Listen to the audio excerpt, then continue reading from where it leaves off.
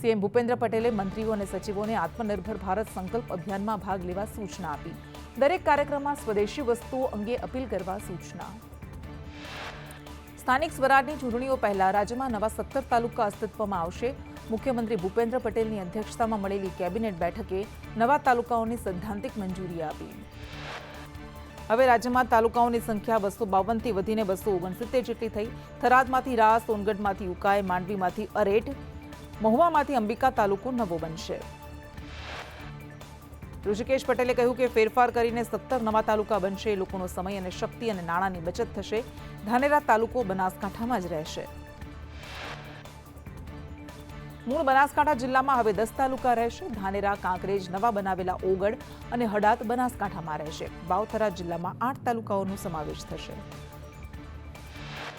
બનાસકાંઠામાં થરાદમાંથી નવો રાહ તાલુકો બનશે। વિધાનસભા અધ્યક્ષ શંકર ચૌધરીએ કહ્યું કે રાહ તાલુકો બનાવવાનું વચન પૂર્ણ કર્યું। ધાનેરા બનાસકાંઠામાં રહેવાના નિર્ણયને લઈને ધાનેરાવાસીઓમાં ખુશી। ભાજપ, કોંગ્રેસ અને આપના કાર્યકર્તાઓએ ફટાકડા ફોડીને મીઠું મોઢું કરીને ઉજવણી કરી। બનાસકાંઠાના થરાદને ઓગળ તાલુકો બનાવતા લોકોમાં ખુશી। ધારાસભ્ય અમૃતજી ઠાકોરે નિવેદન આપતા કહ્યું કે મુખ્યમંત્રીને મળીને પરિસ્થિતિથી વાકેફ કર્યા હતા। લુણાવાડા તાલુકામાંથી કોઠંબા તાલુકો બનાવવાનો વિરોધ કરાયો। સરકારે મહીસાગરમાં કોઠંબા, ગોધર 2 તાલુકા જાહેર કર્યા। કેટલાક ગામોને લુણાવાડા તાલુકામાં જ રાખવાની માંગ। બનાસ ડેરીની ચૂંટણીમાં શંકર ચૌધરી સમર્થિત કુલ 9 ઉમેદવાર બિનહરી। વાવ બેઠક પર રાયમલ ચૌધરીએ ફોર્મ પરત ખેંચતા માનીબેન બિનહરી। લાખણી બેઠક પર તેજા પટેલ બિનહરી। બનાસ ડેરીની ચૂંટણીને લઈને દાંતા બેઠક પરથી વિજય બારડ અને જવાનજી ઠાકોરે ફોર્મ પરત ખેંચ્યા। અત્યાર સુધી કુલ 6 બેઠકો બિનહરીફ થઈ। 10 બેઠકો પર 2 થી વધુ ઉમેદવારોએ ફોર્મ ભર્યા।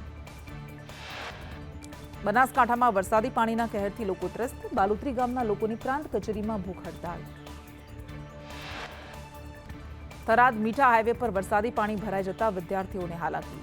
શૈક્ષણિક સંકુલોમાં અભ્યાસ કરતા વિદ્યાર્થીઓ બાવળોની ઝાડીમાંથી બનાવેલ રસ્તા પર ચાલવા માટે મજબૂર। બનાસકાંઠા પાટણના પૂરગ્રસ્ત ખેડૂતો માટે સરકાર નુકસાની માટે વળતર પેકેજ જાહેરાત કરશે। બનાસકાંઠા દક્ષિણ ગુજરાતમાં પૂર પર કિસાન સંઘ મહામંત્રીએ કહ્યું એસડીઆરએફના નિયમો મુજબ ખેડૂત બેઠો નહીં થઈ શકે। નિયમો બદલી ખેડૂતને સહાય આપવી પડશે। ગુજરાત હાઈકોર્ટમાં રખડતા ઢોર, ટ્રાફિકને લઈને સુનાવણી। હાઈકોર્ટે કહ્યું કાયદાનો ભંગ કરનારા સામે સત્તાધીશો પગલાં લે। એમસીએ અડચણ કરનારાને કેમ અરેસ્ટ ન કર્યા?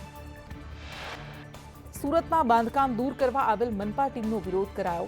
હાથમાં બેનર અને પોસ્ટર સાથે વિરોધ કરતા ઉદ્યોગકારોએ કહ્યું મનપા અધિકારી હેરાન કરે છે।